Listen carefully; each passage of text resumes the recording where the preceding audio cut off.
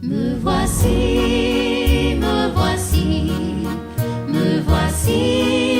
Seigneur. Tu m'appelles dans ta moisson. Me voici, oui, me voici. Tu m'appelles dans ta moisson. Me voici, oui, me voici. Bien-aimés dans le Seigneur, chers téléspectateurs et téléspectatrices de la SMA Togo TV, loué soit Jésus-Christ et bienvenue dans Sentier de Vocation. Pour ce numéro, je vous promets un numéro très spécial, un numéro avec une richesse, pas des moindres, une richesse spirituelle. Nous partirons à la découverte d'un homme, un homme très enraciné dans la foi. Certaines vies deviennent elles-mêmes un évangile vivant, écrit non pas avec de l'encre, mais avec des années données, des peuples aimés et une fidélité silencieuse à l'appel de Dieu. Il fait partie de ces témoins dont la parole porte le poids de l'expérience et la lumière de la mission. Son regard s'est façonné au contact des réalités du terrain et sa foi s'est enracinée dans la rencontre des peuples et son cœur s'est élargi à la mesure de l'évangile vécu au quotidien. Qui est-il? Comment a-t-il rencontré le Seigneur? Sentier de vocation, c'est maintenant. Me voici, me voici, me voici, Seigneur. Tu m'appelles dans ta moisson. Me voici, oui, me voici. Tu m'appelles dans ta moisson. Me voici, oui, me voici. Aimés de Dieu, c'est un réel plaisir de vous retrouver en notre compagnie sur la nouvelle chaîne missionnaire qui est toujours plus proche de vous grâce à cette émission Sentier de Vocation.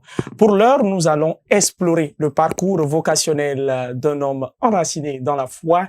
Il est membre de la Société des missions africaines. Il s'agit du révérend Père Marcos Delgado. Père, bienvenue dans cette émission. Merci oui, à vous pour Comment- m'inviter à partager Oui. ma foi et mon expérience, ma vie. Alors, comment allez-vous? Oh, ça fait déjà 15 jours que je suis arrivé au Togo. Et je me sens déjà comme si j'ai fait ça de 6 mois, quoi. Ouais. Et je me sens très bien et je suis très à l'aise. D'accord. Alors, très bien, Père Marcos, de partager cet instant particulier de votre vie avec nos chers téléspectateurs. Ce serait un moment unique, ce serait un moment exceptionnel. Nous aurons le temps de lever le voile sur ce chemin que vous êtes en train de parcourir petit à petit. Alors, si nous devons remonter aux origines pour découvrir qui êtes-vous réellement, que direz-vous? Bon, je suis le père Marcos Delgado. Je suis de nationalité espagnole. Je suis né dans un petit village qui aujourd'hui ne compte pas 30 personnes vivant dedans. Très petit. Et bon, je suis le dernier enfant d'une famille très grande. Mais malheureusement, notre maman était partie très tôt. Et c'est aussi à cause de ça que dans mon village, il n'y avait pas d'école secondaire. Alors, on est parti au séminaire. Mais mineur, c'est le petit séminaire, pour commencer, pour continuer les études. Sincèrement, je ne crois pas qu'on avait une vocation là. C'était une façon d'étudier. Mais bon, Dieu avait fait son chemin. Et on était commencé très nombreux, presque 90 élèves. Mais au bac, on était arrivé déjà seulement en 15. Alors, finalement, on a été ordonné 11 confrères. Et voilà, j'étais un peu le séminaire depuis l'enfance. Et bon, d'autres ont laissé. Moi, je me demandais plusieurs fois pourquoi j'ai continué comme ça. Mais le fait, c'est que je suis là encore. Très bien. Alors, Père Marcos, avant de poursuivre dans cet échange très riche, permettez-moi de rappeler que vous êtes né le 8 décembre. Voilà. Et ça change tout. Le 8 décembre, justement, c'est le 8 décembre que la Société des missions africaines a été fondée. Oui, je sais. C'est là que, quand je suis parti, parce que j'ai fait tous mes études au séminaire diocésain, c'est quand je devais être ordonné diacre, que là, la passion pour l'Afrique, ça a été toujours dans mon cœur, quoi. Mais moi, je pensais que je ne pouvais pas. Moi, je disais, non, je ne peux pas aller en Afrique, là-bas. Et les conditions d'il y a 35 ans, c'est pas les mêmes qu'aujourd'hui. Alors, c'était un autre monde pour nous. Pour l'Espagne, l'Afrique était très loin. Mais j'ai vu qu'il y avait un confrère qui était parti aussi. Et j'ai dit, ah bon, si lui, il peut partir, pourquoi pas moi? Alors, avant de m'engager au diocèse, j'ai dit, je vais faire l'expérience d'Afrique. Et c'est là que je suis parti avec la SMA. Et c'est là que j'ai découvert aussi que c'était fondé le 8 décembre. Alors, souvent, on fête la fête de la SMA et on fête mon anniversaire. Alors, très bien. Le 8 décembre, hormis la fondation de la SMA, nous savons dans l'Église universelle que nous célébrons la solennité de l'Immaculée Conception, Marie, mère de l'Église. Mais nous rappelons que tout petit, vous avez rapidement perdu votre mère. Ce côté affectif. Bon, tu vois, l'histoire s'est fait comme ça. Et grâce à Dieu, j'ai une grande sœur qu'elle avait 15 ans, elle fréquentait, elle était dans un internat aussi, mais étant donné la situation, elle a dû quitter l'internat pour s'occuper de mon papa et de mes frères, mes autres deux frères. Et bon, celle qui est ma maman jusqu'à aujourd'hui. Ce matin déjà, elle a dû écrire pour voir si je suis bien. Pourtant, j'étais tranquille, je suis bien. Et alors, elle est restée célibataire, elle a choisi d'être célibataire, elle s'occupait de nous tous. Oui. Alors, Père Marcos, venons à votre ordination sacerdotale en tant que prêtre de Jésus-Christ. Voilà. Alors, l'ordination, c'était, comme j'ai quitté le diocèse, j'ai parti à la SMA. La SMA m'a offert la possibilité de connaître l'Afrique avant de m'engager. Alors, avant de m'ordonner, je suis venu au Bénin en 13 de septembre de 89. Et j'ai fait la deuxième promotion de Calavi, de l'année spirituelle. Et après, j'ai fait une expérience d'1 an pour apprendre la langue Bariba au nord du Bénin. Les langues que ça a été difficile à apprendre. Le premier mois, je voulais déjà rentrer en Espagne et j'ai dit non, c'est pas possible. C'était difficile, j'ai tombé malade, j'ai la fièvre typhoïde, je voulais parler avec les gens, mais les gens ne comprenaient pas le français. Alors, j'ai dit non, ça, c'est pas pour moi, je vais rentrer. Mais bon, je me suis peu à peu, et j'ai commencé à parler le Bariba, et j'ai fini l'année en parlant pas mal le Bariba. Alors, je suis rentré, j'ai fait mon diaconat, et après, en 92, j'ai fait l'ordination, les jours de Saint Marc, et c'est 25 avril. Voilà. Alors, vous arrivez au Bénin pour l'année spirituelle avec tous les défis possibles sur ce continent que vous effleurez pour la première fois. Qu'est-ce qui vous donne peut-être après, durant ces obstacles, ces difficultés, le courage ou peut-être une lumière qui arrive ou qui surgit de nulle part pour vous donner la force de dire, d'avancer? Non, je pense que c'est la vocation. Bon, c'est sentir aussi qu'on partage notre foi, qu'on peut aider, qu'on peut faire aider aussi nos frères à être plus heureux et les aider. Et en même temps, c'est là que nous trouvons notre bonheur. Moi, je le dis souvent, c'est en donnant qu'on reçoit. C'est quand tu fais pour les autres, que tu te donnes pour les autres, c'est là que tu vas être le plus heureux du monde. C'est le témoignage de Jésus. Il s'est donné et pour nous. Alors, dans les difficultés, il y a eu beaucoup, mais je pense que la passion pour la mission et aussi le continent africain m'a pris, quoi. C'est rentré, ça m'a fléché. Et je suis passionné, quoi. Je suis passionné. Très bien. La passion pour la mission, le continent africain vous a pris. Vous revenez maintenant, après peut-être l'ordination sacerdotale, oui. Vous revenez en Afrique. Oui, oui. Et partagez avec nous. J'ai fait 35 ans en Afrique. Bon, j'ai fait les premières années dans le monde de Bariba. jusqu'à 96. Et après, je suis parti au diocèse de Djougou. Il venait d'être créé. Monseigneur Paul Vieira a été nommé évêque en 95. Et bon, je suis parti là-bas. Et bon, là-bas, j'étais le plus heureux du monde. J'étais à Coparo. C'est là que j'ai commencé aussi à passer à Cara. J'ai connu Cara. Et parce qu'il y avait des malades que j'ai amenés là-bas. Et bon, après, j'ai fait un moment 6 ans d'animation missionnaire en Espagne. Et je suis revenu encore à Bougou, au diocèse de Djougou encore, où j'ai fait 10 ans.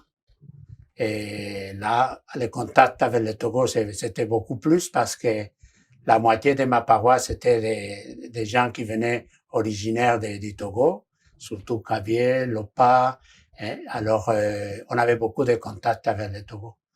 Et bon, en 99, on m'a nommé provincial d'Espagne, SMA. Et j'ai fait le mandat jusqu'à juin de l'année passée, juillet.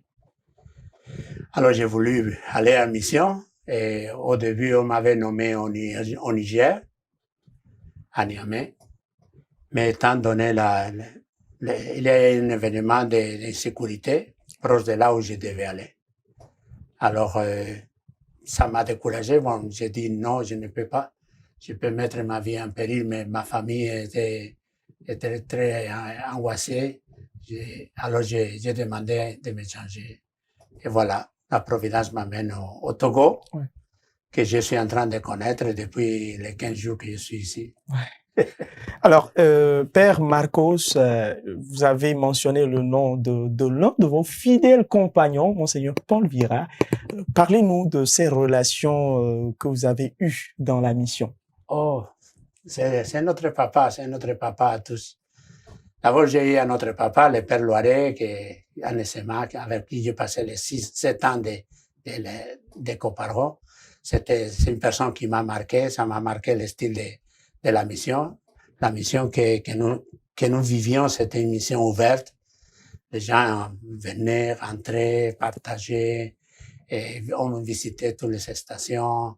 C'est une mission agissante. On aussi lancé aussi pour le développement, les puits, les écoles, on avait travaillé beaucoup. Et Monseigneur Paul Vieira, bon, c'est un autre papa. Malgré qu'il était, les dernières années, il était malade, avait un problème de cancer d'os dans les os. C'était un homme passionné qui en 25 ans, vous voyez, quand je suis arrivé en 97, il y avait 6 paroisses dans le diocèse. Et bon, il venait de créer la 6e, que c'était Coparo. Et quand il est décédé, en 2019, il y avait déjà 24 paroisses équipées de presbytères, équipées d'églises, écoles avec des écoles, des orphelinats, il avait créé tout. Mais c'était un homme qui, comme vous disiez avant, les difficultés, non? Oui. C'est la passion à la mission qui l'a fait vivre au moins 6 ans de plus, parce qu'au début, on pensait qu'il allait partir vite, mais il tenait à la mission. Et son envie de visiter même les communautés, les paroisses, hein? C'était un homme vraiment qui vivait la mission. C'est un homme qui m'a marqué, qui est dans mon cœur, parce qu'il aussi il m'a traité comme un enfant, quoi, comme son enfant, quoi, comme son fils. Hein? Et avec plein de confiance, il m'a laissé pleine liberté aussi pour tout. Et quand on avait décidé, il était toujours prenant. Oui. Et en dehors de Monseigneur Paul Vieira, est-ce qu'il y a eu un missionnaire, un prêtre de la Société des missions africaines lors de vos moments de formation qui vous a particulièrement marqué? C'est celui que je te dis, c'est le Père Loiret. Ouais. Jusqu'à aujourd'hui, là maintenant que comme j'étais supérieur, j'allais à Lyon souvent. Et la première chose que j'allais en arrivant au 150 de Lyon, c'est laisser les sacs, la valise, et tout de suite aller au cimetière qui était à côté là, pour pour nettoyer un peu sa tombe, pour prier un peu et pour lui dire je suis encore ici. Et vraiment, c'est un homme qui nous a touchés, qui m'a marqué. Sa passion, et son zèle missionnaire. C'est vrai. Oui. Alors, ce zèle missionnaire qui vous pousse peut-être à travailler durant 6 années dans l'animation missionnaire. Que s'est-il passé concrètement dans l'animation missionnaire? Oh, l'animation missionnaire, la province d'Espagne, aujourd'hui province, à l'époque c'était district, est très petite. En Espagne, la SMA, c'était présent depuis le début parce que déjà le père Parpetar venait à Barcelone, à Madrid, chercher les financements. Mais après, il a eu même un projet d'internat avec des enfants venus d'Afrique, surtout des enfants qui avaient été rachetés et récupérés par le père. Mais bon, après ça a échoué. Après, on a eu un petit séminaire SMA, mais nous avons eu la guerre civile espagnole en 1936, au 39. Alors, ils sont quittés, ils sont partis en France encore. Beaucoup, ils sont rentrés chez eux. Et bon, c'est un peu perdu. Alors, il y a eu un petit groupe de confrères espagnols qui sont restés unis à la province de Lyon, en France. Et c'est dans les années 75 par là qu'ils ont décidé de faire quelque chose en Espagne. Ils sont venus. Bon, maintenant, aujourd'hui, nous sommes un petit groupe de 14 confrères. Mais au début, ils travaillaient surtout avec les confrères français de Lyon et ils travaillaient Côte d'Ivoire et Bénin. Et finalement, en 83, ils ont décidé de s'unir et venir au nord du Bénin, où on pouvait tous apprendre la même langue et pouvoir tourner dans les missions. Voilà, et c'est ça. Maintenant, nos confrères ont vieilli. Il y a les jeunes aussi qui sont un peu malades. Alors, bon, finalement, on reste très peu. Mais bon, moi, j'ai décidé de continuer si Dieu me donne la santé. Bon, continuer et donner encore quelques années de mission. Oui.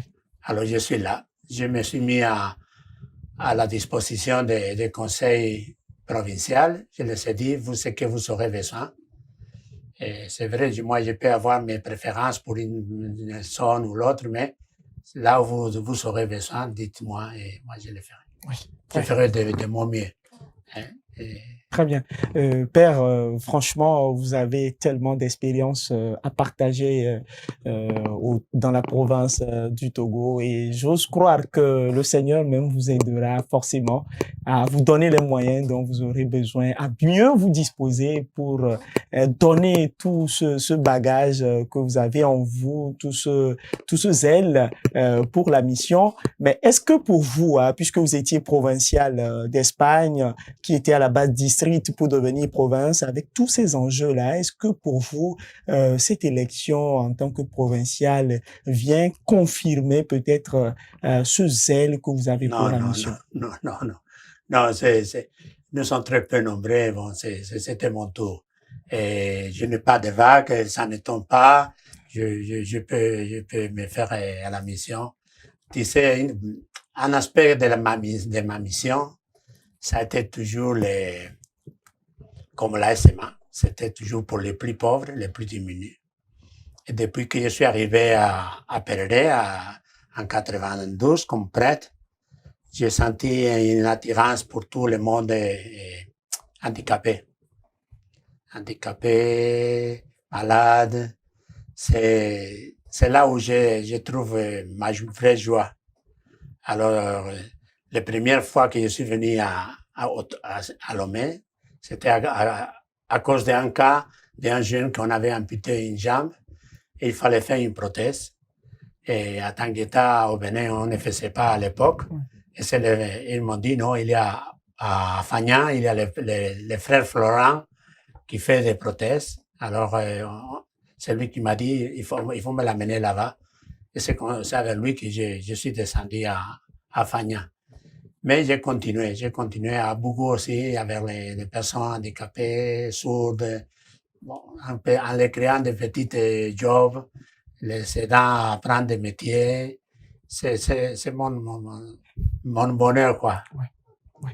Alors, Père Marcos, si vous devez aujourd'hui vous regarder dans un miroir pour faire votre bilan du début jusqu'à ce jour, que direz-vous de vous? Ah, bon, que j'ai fait le mieux possible, que j'étais heureux, je suis heureux, et j'espère être heureux ici, et que je suis convaincu que ça vaut la peine de se donner. Même si d'autres ne le comprennent pas, hein, même ma famille maintenant, certains disaient, mais pourquoi tu t'en vas encore là-bas? Ici, il n'y a plus besoin de prêtres qu'en Afrique. Hein? Et il y a des amis aussi qui ne comprennent pas. Et bon,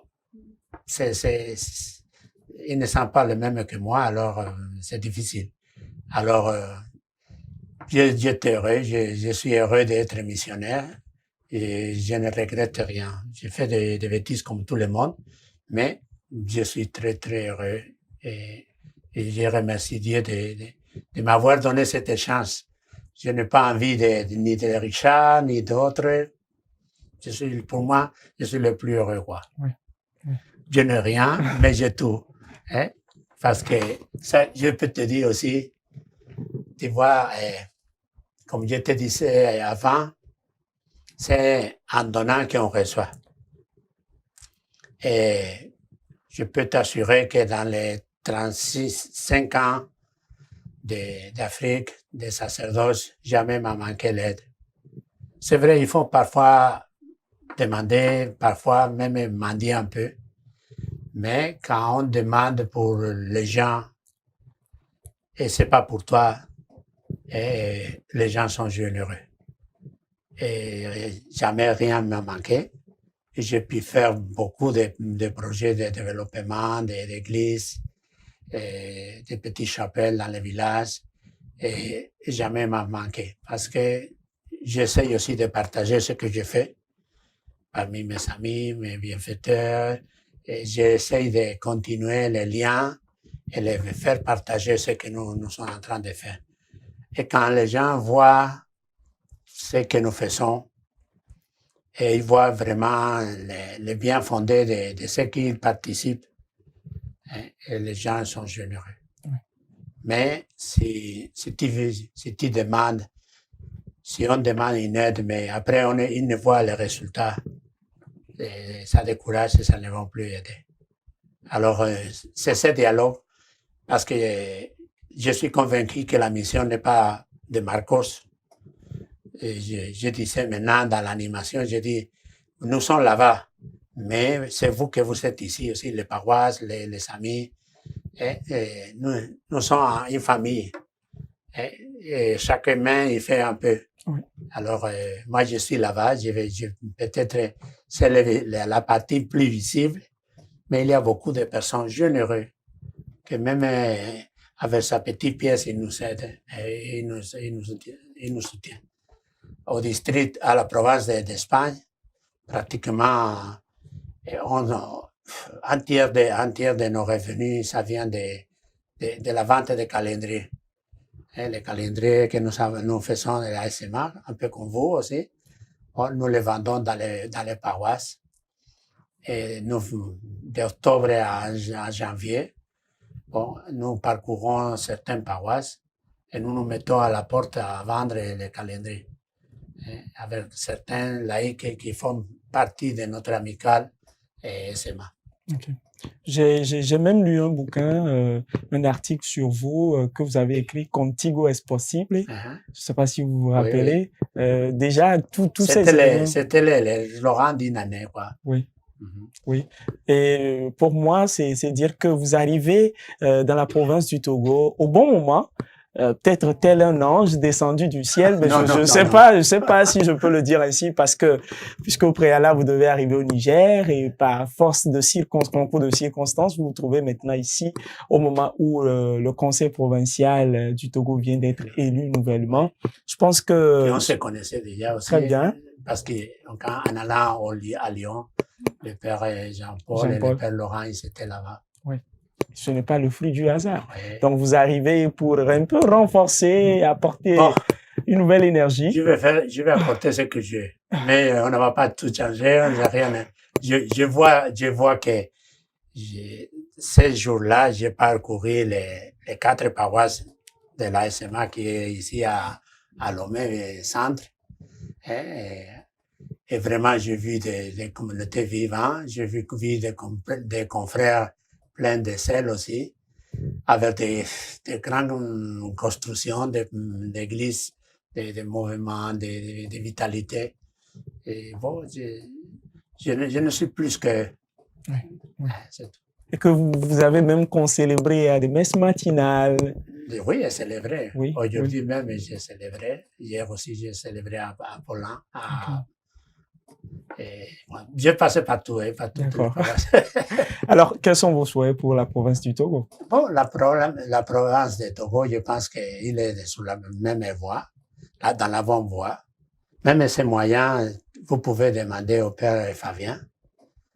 Je l'ai dit toujours que c'était j'étais jalouse de vous, quoi. Et parce que moi aussi, je crois beaucoup aux mass médias.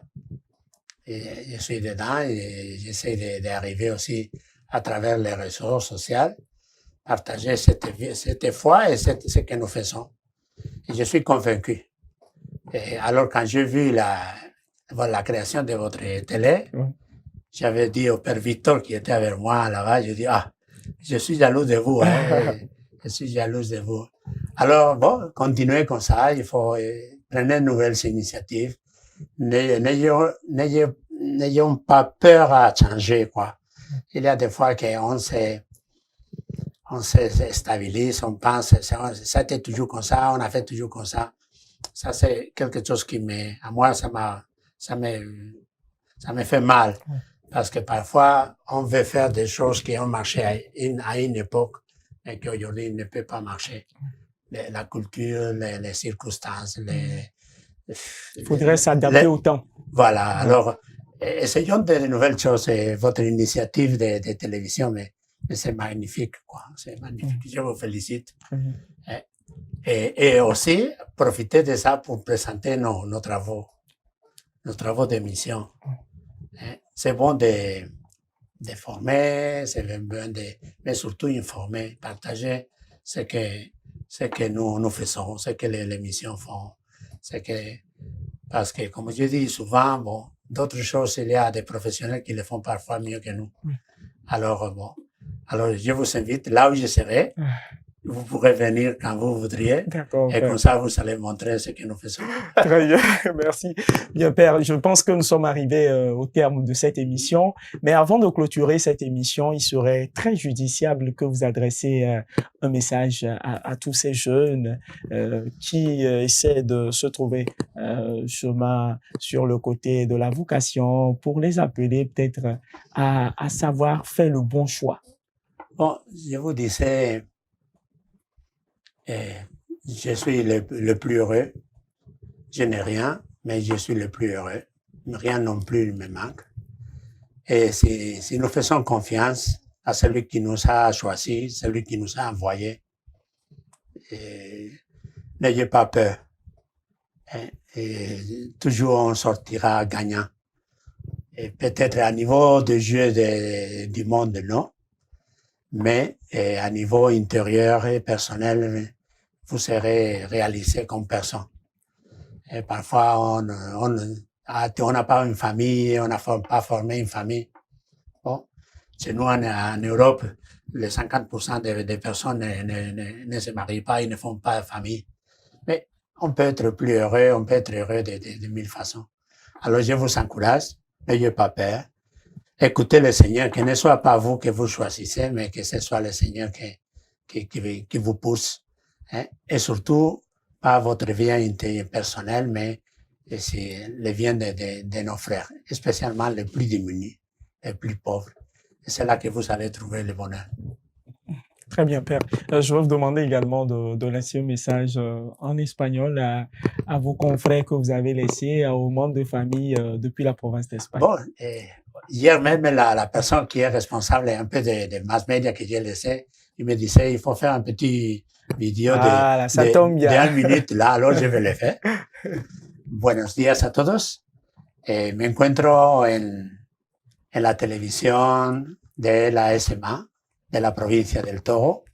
Es una iniciativa que ellos han lanzado para hacerse conocer y acabamos de tener una entrevista de casi media hora y me pedían que os mandase un mensaje, entonces deciros que he llegado bien al Togo, que estoy conociendo las parroquias que están aquí situadas en la ciudad, en la capital, una capital llena de vida con 2 millones casi de habitantes. Y si Dios quiere, la próxima semana subiré al norte a descubrir también el norte, antes de que el consejo pues después me nombre en alguna parroquia. Yo me he puesto a la disposición de la provincia para lo que necesiten y eso será, pues no sé, será ya la decisión del consejo provincial de nombrar. Estoy muy bien, estoy aquí con unos amigos muy, muy simpáticos y gracias por todo, gracias a toda la familia SMA, a todos los compañeros y a todos los que de una manera o de otra pues nos ayudáis a seguir construyendo este reino de Dios. Merci aussi à tous les spectateurs, merci à vous pour l'amabilité et pour le partage et je suis toujours à votre disposition. D'accord. Merci beaucoup, Père. Alors, chers téléspectateurs et téléspectatrices de la SMA Togo TV, nous sommes arrivés au terme de ce numéro de Sentier de vocation. Nous avons vécu un moment exceptionnel et très enrichissant avec le révérend Père Marcos Delgado de la province d'Espagne qui sera avec nous dans la province du Togo pour la mission. Merci à vous de nous avoir suivis. Rendez-vous pour un prochain numéro de Sentier de vocation. Jusque-là, portez-vous bien et que la grâce de Dieu vous accompagne toujours. Au revoir. Me voici, Seigneur, tu m'appelles dans ta moisson. Me voici, oui, me voici, tu m'appelles dans ta moisson. Me voici.